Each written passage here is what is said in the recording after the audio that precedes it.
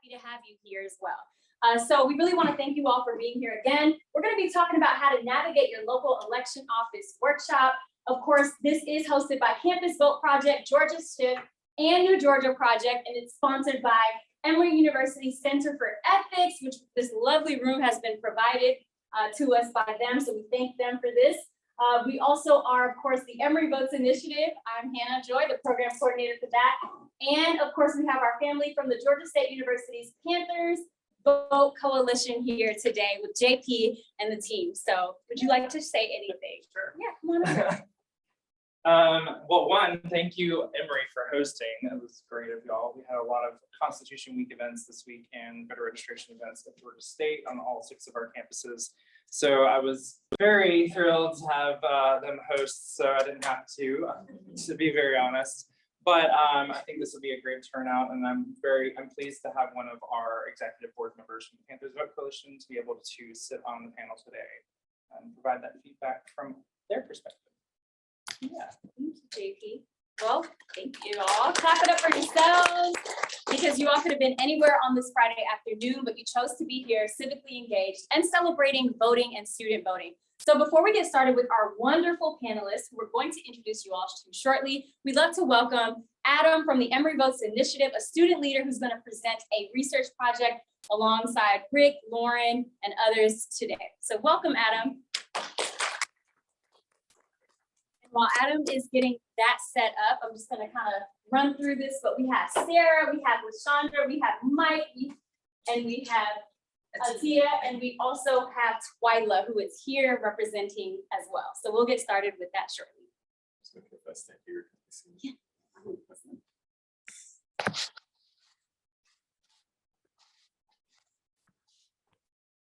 So good afternoon. As Hannah said, my name is Adam. I'm an undergraduate in the Poli-Sci department here at Emory. Since May, I've been working with Rick Donor, who's here, and Lauren Hewitt, Alex Bolton, and Mike St. Louis, all members of the Emory community, on an election integrity project in collaboration with the Georgia Scholarly Strategy Network. And just recently, a graduate student from Georgia State, Alex Leisure, has joined our team. All right, so our main goal is to promote public confidence in Georgia's electoral system, which has been politically under siege in recent years, as you all know. To do that, we've created and are modifying guidelines that help indicate if an election is free and fair. And our aim is to use these benchmarks to train the public and educate nonpartisan election observers, training them to distinguish between adherence to and violations of election integrity. And we focus on principles that we've determined are crucial to free and fair elections, which we've listed here: fairness, accuracy, transparency, respect for election results, and resiliency and consistency of elections and voting systems. And in order to achieve these principles, 2 overarching things are crucial: citizen access to the ballot and security of the ballot, basically making sure that you can vote and that your vote properly counts. And through general research and case studies, we've created a separate presentation. This is just 5 minutes, I promise, but we have a much more extensive one where we list and discuss 9 security failures and 8 access failures that are relevant to modern Georgia elections. And so here's a sample slide from our presentation, which overviews the threats to election security that we've outlined. The subsequent slides and this separate presentation go in depth about each of these failures, talking about what they are, giving a case study, sometimes a brief history. And the first 2 failures listed, failure to certify legitimate results and intimidation and coercion of election officials, as you all know, have been very relevant over the past few years in Georgia elections. We've also created a series of flowcharts that show stages in the voting process, what they're designed to do, and what threats can occur to security and access at each step within these stages. So these are the stages. We have voter roll maintenance, which includes registering to vote. It includes removing ineligible voters from the rolls in a proper manner. We have in-person, absentee, and provisional voting, as well as tabulation and auditing, which was kind of the big thing that was being discussed in 2020. And here's a sample slide from that. I promise we will make it look prettier. We're in the process of doing that. This is just a draft at the moment. But as you can see, this is the tabulation and auditing slide that we have.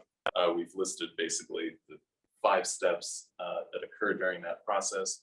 We've said what they're designed to do, and we've listed what the potential pitfalls could be, which we've highlighted in red under potential security and accessibility failures. So in the end, the outputs, basically the goals that we're trying to achieve are improved poll worker training, recommended codes of conduct for election officials and poll workers, certificates of election integrity, which would basically be some sort of third-party certification, verifying that the election was free and fair. And by helping to pinpoint instances of actual fraud, we are hoping to create large networks of citizens who are equipped to distinguish between actual fraud and conspiracy theories. Our scope is Georgia. For this project, we hope to incorporate it in as many counties as possible. At the moment, we are especially interested in DeKalb and Newton counties, since obviously we're in DeKalb and Emory has an Oxford campus in Newton County, so they bear special relevance to the school. And that's all I got. Thank you very much.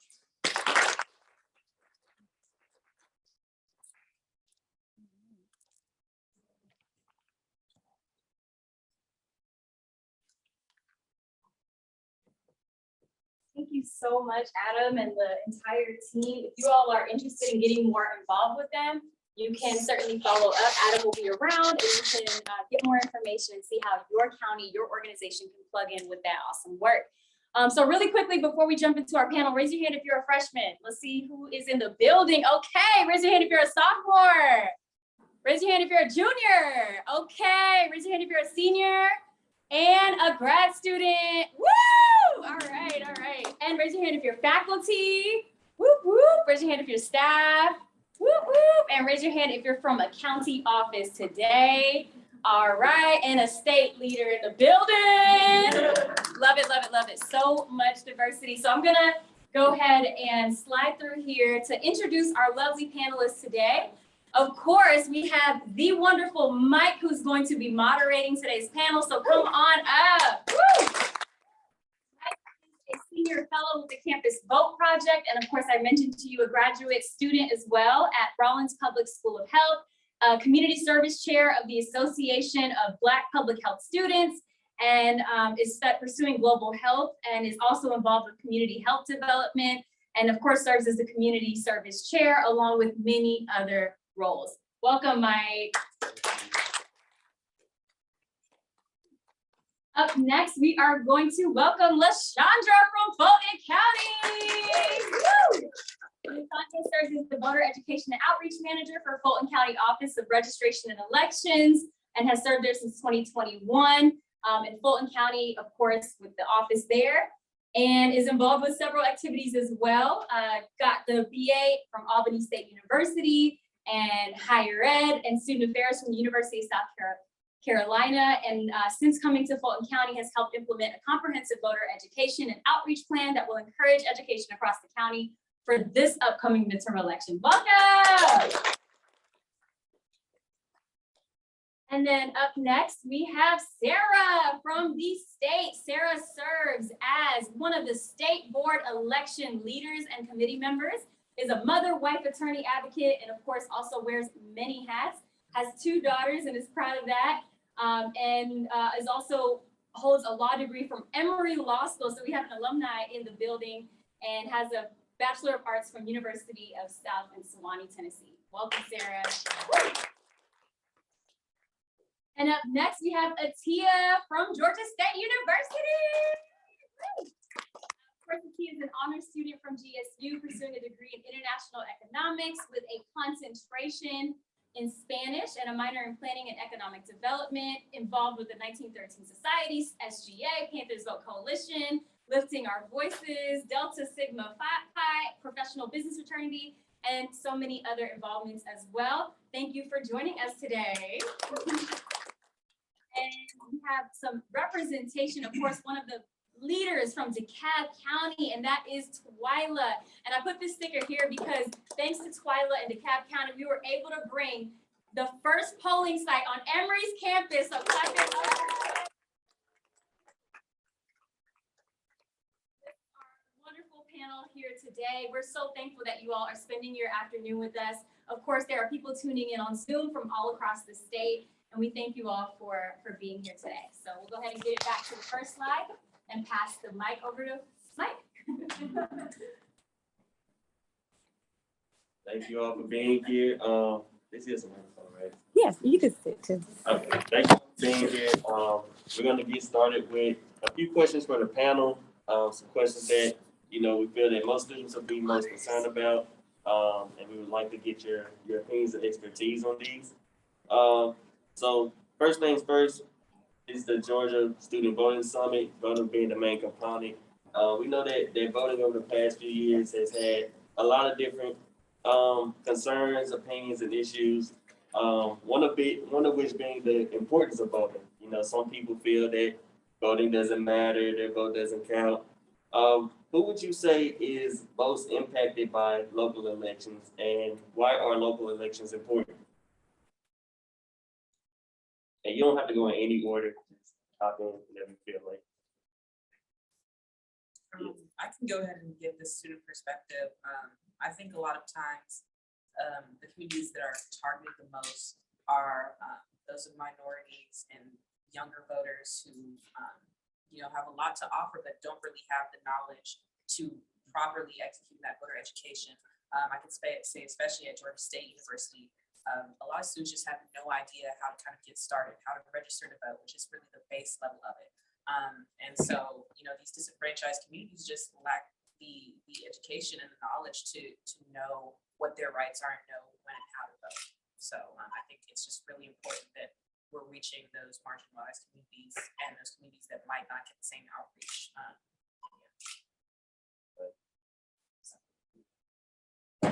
A second part of your question, all elections are important, but the elections that have the most impact on your day-to-day life is your local elections. So it's very imperative that you vote for your local elections and all elections.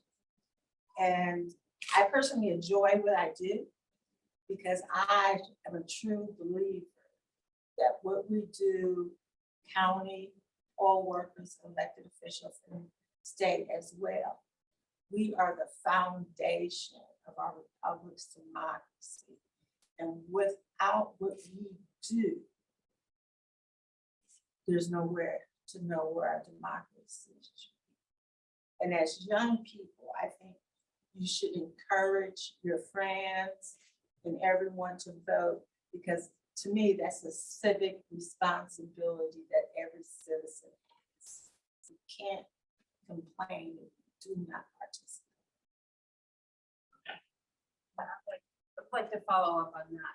I want to echo everything that Twyla said, and also offer my thanks to those of you who have committed your entire careers to this, because you're the engine that makes this work. But looking specifically on the ballot,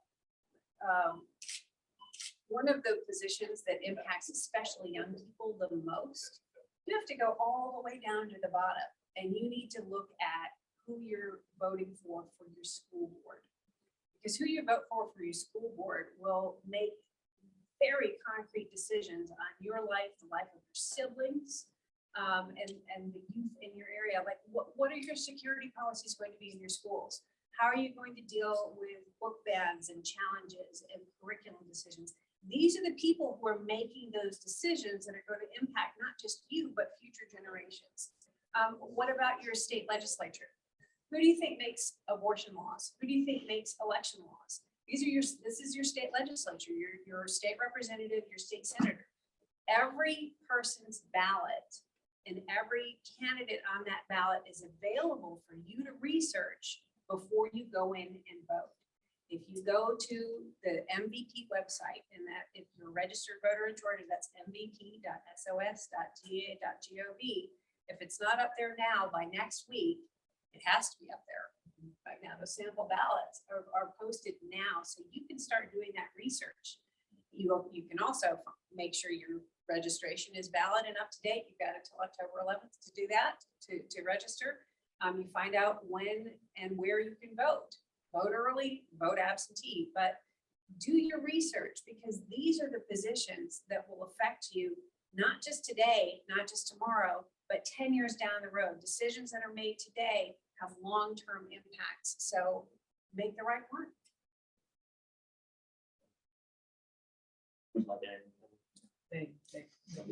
We got plenty of questions. So That's we what have they a did chance. well. We know we have elections coming up this November, right? But we understand that the whole election process, it begins way before election day. It's not just a snap of a finger and polls and precincts are set up with voting machines and just go submit a ballot. What can students do to support local officials and candidates before election? Officials and candidates, I can say what you can, your county offices to be poll workers. Be poll workers. It's a paid volunteerism, but it's really rewarding. You can go to the DeKalb County's website, fill out a poll worker questionnaire. We would appreciate that.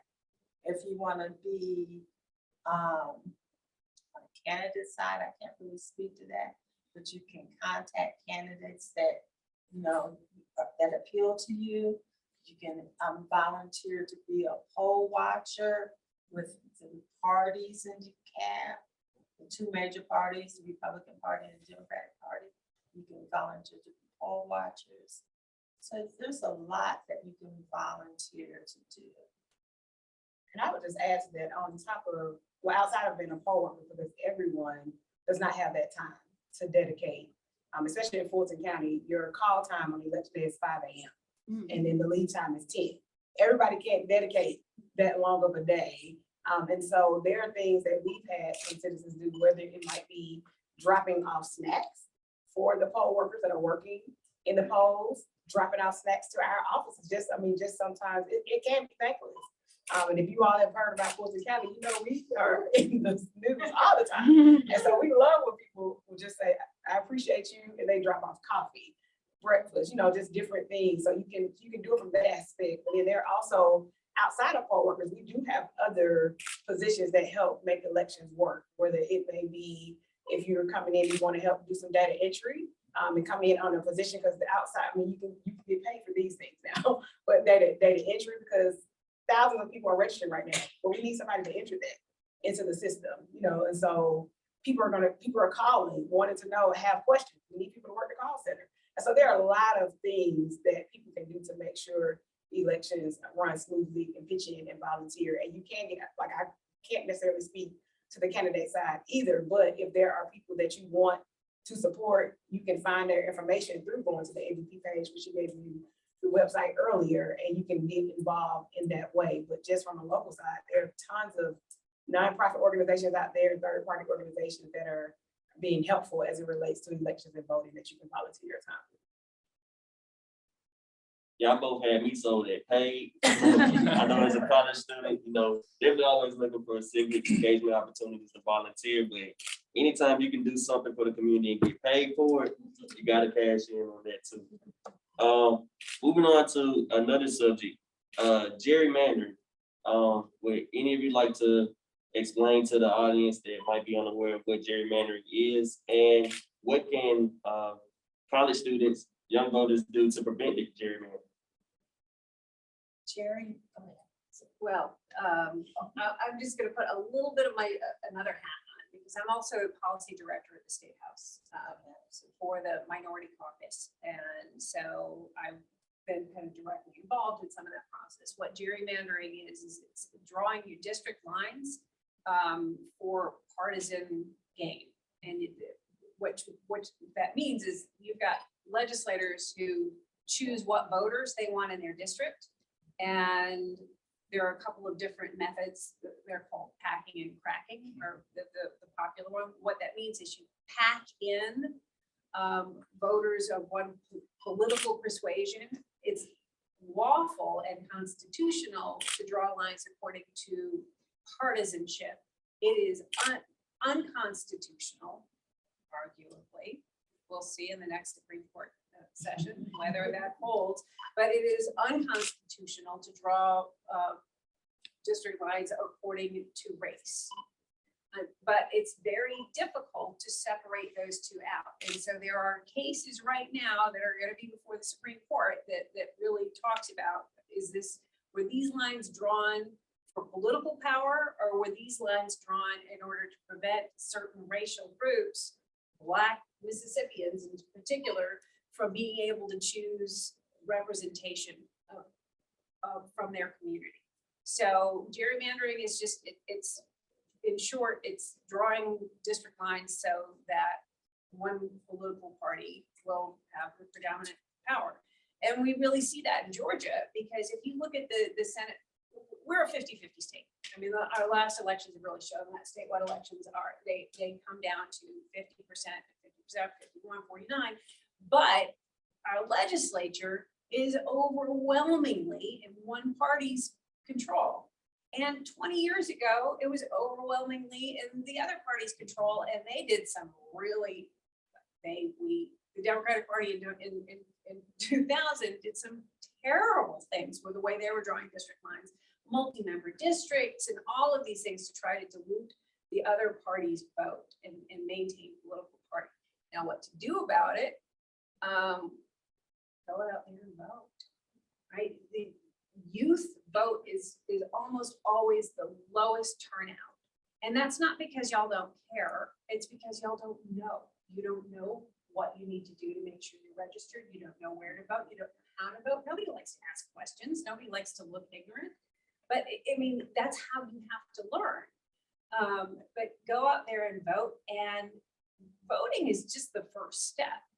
You've got to keep engaged. Voting is, that's like choosing what restaurant to go to. You still have a lot more to go. You still got to look at that menu to decide what you want. So that means you've got to be involved with your legislators. Let them know your opinion. Let them know when they're screwing up. You email them, show up at hearings, show up at committee meetings, show up at their office. Nobody does that at the state level, and yet these state legislators have so much power over their lives. So that's really the best way to do that, and support groups that are fighting it in court too. But that goes back to what we said in the beginning. The most important elections are the local elections. Prior to my role now, my state legislators knew my name, they knew my number, they knew and I can still call them to this day, because that's what, not saying that the federal and the national positions aren't what makes things happen, but on the local level, as it relates to Georgia, because this election in 2022 in November, these are your Georgia leaders, your governor, your lieutenant governor, secretary of state, attorney general. These are the leaders that impact everything we do in this state. And I can tell you, when they were drawing these maps, people were not going down to the Capitol. There were not people down there. There were not people really trying to hold folks accountable. Because oftentimes with most legislators, if they get about 6 emails, then they're worried. And so for those who, if they're not getting anything, then they're just gonna think nobody has a problem. And so when you all ask, what can you do? I can give you a lot of stuff as it relates to, but at least they should know who you are. They should know that you are a concerned constituent of theirs, and you're concerned about what they're doing, what they're passing, and how it impacts your day to day. And that's how you can really get involved as it relates to that standpoint, because the maps won't be redrawn again until another 10 years, because it happens as it relates to the census.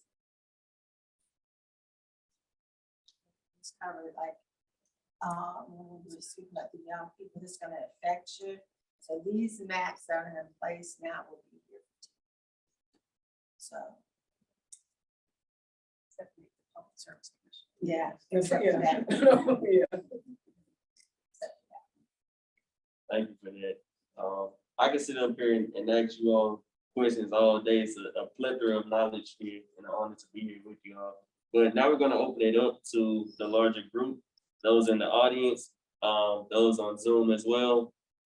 Anyone that has questions for the panelists, please ask away. Yes.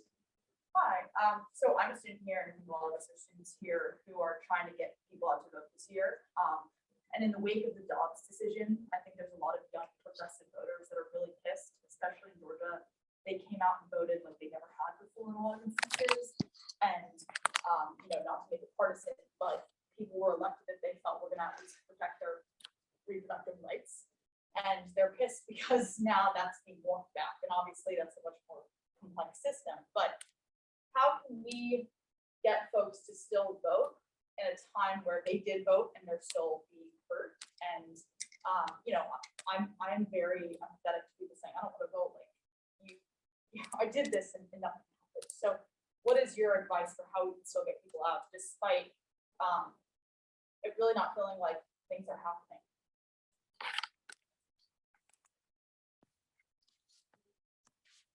Dobbs happened because of the previous administration packing the court. What that means is all those decisions are now at the state level. So that people need to double down, right? And even though, so the current law in Georgia, the heartbeat law, I don't really like calling it that. It was passed by 3 votes. And so there were many more than 93 Republicans at the time, but still only 93 Republicans voted for that because they knew that there was a political cost. Well, they need to understand that there will still be a political cost moving forward if they go any further. There's a challenge to it right now in the Georgia Supreme Court as violating the Georgia Constitution. So there's a chance that could actually succeed. And if voters give up now, then they're kind of set everything in stone where we are. They've got to go out now. They've got to, but like I said before, voting is just that first step. If they don't continue to be engaged and continue to make sure that every legislator and every statewide elected official understands that they are going to be held accountable for what they do moving forward, and that's where the rubber hits the road. And the other thing is, everybody here needs to be a trusted source of voting information. People don't vote if they don't know when, where, or how. So make sure everyone in your circle has access to that information. Studies say that being a poll worker, having youth poll workers, because you can be as young as 16 and work a poll in Georgia. And that has an impact on the community around each youth poll worker out there. People in their circle vote at higher rates because it's, voting is a little bit like a muscle, and if you exercise it, it gets stronger and it becomes a habit. But you got to get it started. Hard it is to get started exercising. You got to get over that first hump and frustration. Oh God, I have 2 daughters. Yes. I think that for one, like, you're gonna have to get some outreach and collaboration because you might have to find more people that are in place with you to replace a little higher. And then also just kind of how you're phrasing your information. So like part of the who, what, where is very important, like maybe that phrase, but the why might look like without X behavior, then Y happens, or we were 3 votes away, or doing some of that historical research around where are times where America was in dire need of some morale and building, right? Like you might have to bring some of those examples.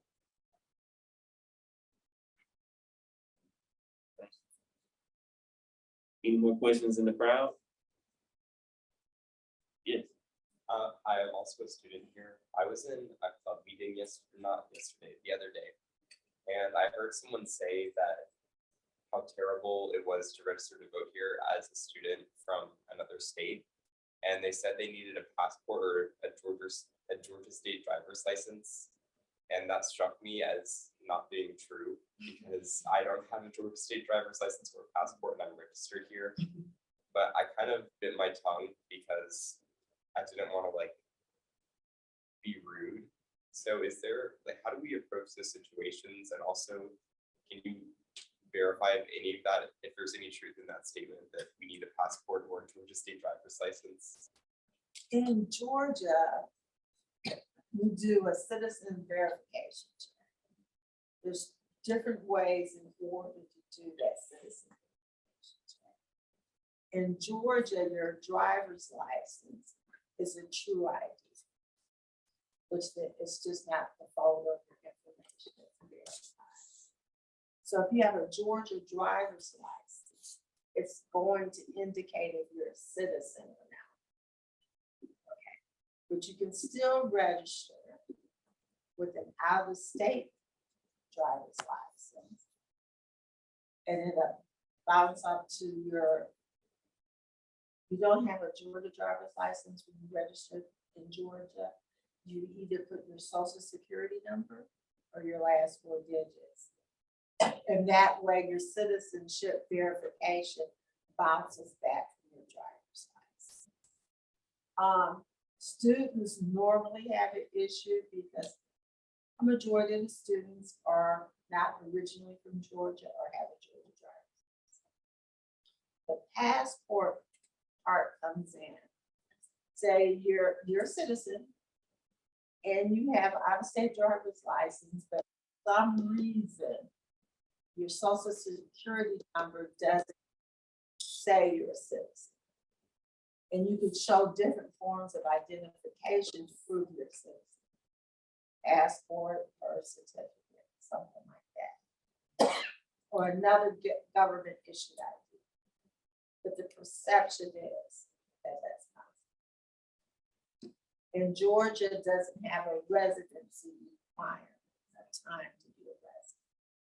So if you're a student and you're in Georgia, you're gonna be here, you have the right to register too. That goes back to the education, because a lot of misinformation that is out there is because people aren't educated about the process and what needs to happen in order for folks to be registered to vote. So that's why it's good for you all that are here, that you all can go share that information and be able to speak up in those audience with the correct information, because there are several different types of IDs that are available to be able to vote in Georgia. And then if someone does not have one, we even offer free voter identification cards that you can get to your local county offices. And so it just really goes back to really making sure folks are educated about the process. And I would like to add to that as well. So Emory Votes Initiative and Georgia State University as well, we have guides that assist out-of-state students with understanding the process. And we make sure to add a disclaimer that it is their choice. They can register in their home state or they can register in Georgia. We don't push voters either way.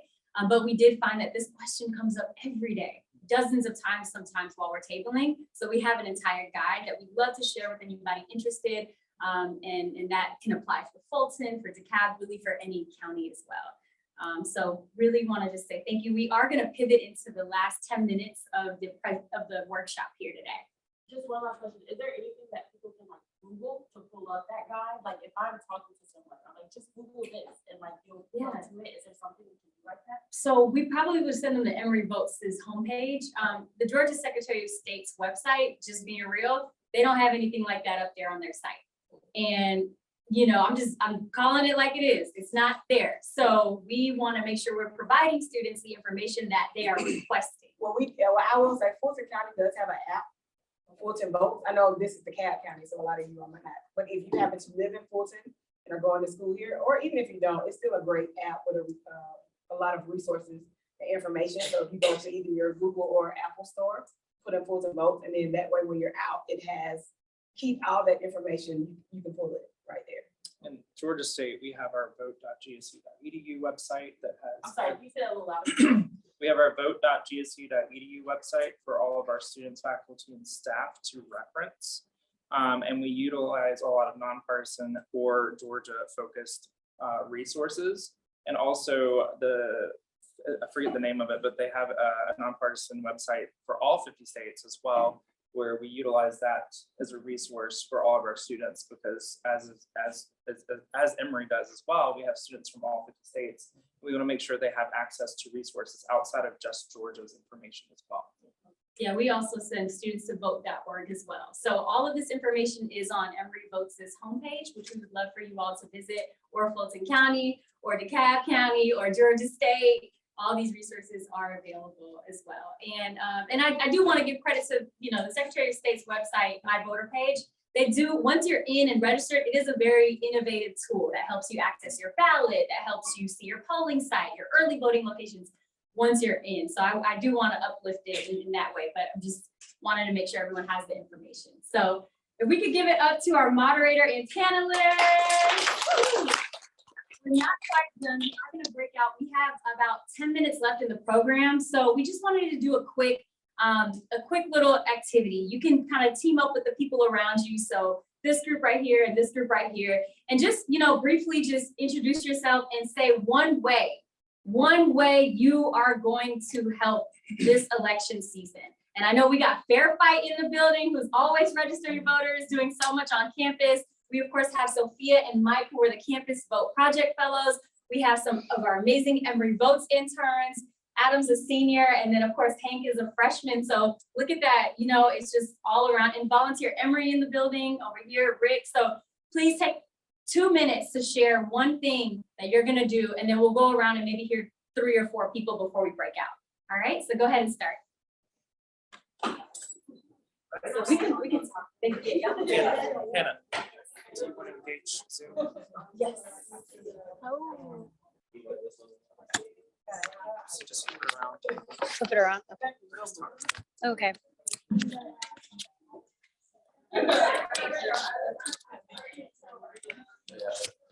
Hey, everybody in the Zoom room. Thank you all so much for joining us. In case you didn't hear the prompt, we're just asking everybody to go around and share one way that you're going to make a positive difference this election season. You can drop it in the chat, or you can take your mic off and share. Hi, Tiffany. Hi, Noelia. Good to see so many amazing Georgia leaders and faces in here. Hi, Hannah. How are you? Doing well. Happy Day, everybody. I see we have somebody said they're going to be a poll worker. That's awesome. And does somebody mind reading some of the chat? For some reason, I can't see it. Tiffany said voter education and voter training, volunteer training. Super exciting. Jade. And hi, Hannah. Oh, so sorry. Who did I interrupt? Jade says working the campaigns. Very nice, Jade.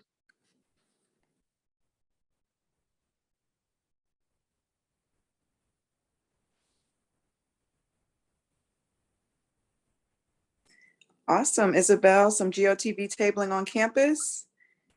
Galvanizing the youth. We love it.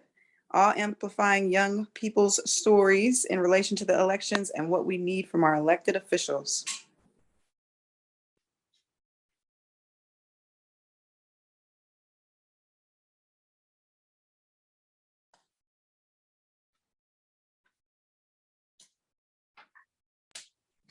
You can say attending the student summit today. Everybody's here soaking up knowledge, sharing wisdom, sharing gems. So shout out to everybody who is in the building today. I see we have reaching out to friends and spreading the word on voting. Absolutely. Information is so important. So way to create that access for people, because sometimes it can be very tricky to navigate, right? Let's be real, for all of us.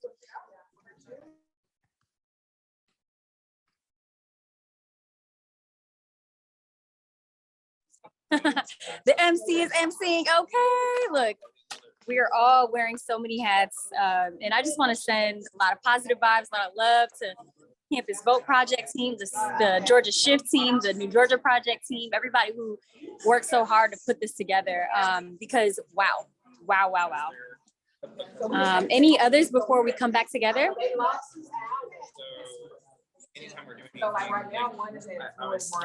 Much love. All right, we'll get started back and everybody will go around and share some of theirs. So we'll be reading some of the ones from the Zoom room as well. with helping and walking them through a lot of those processes. Interesting and challenging. We're at the high school.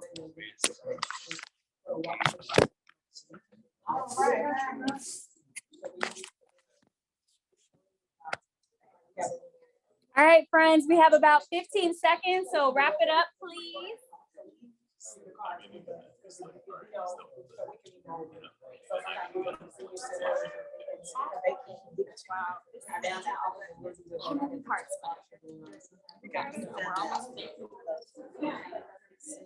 Yeah.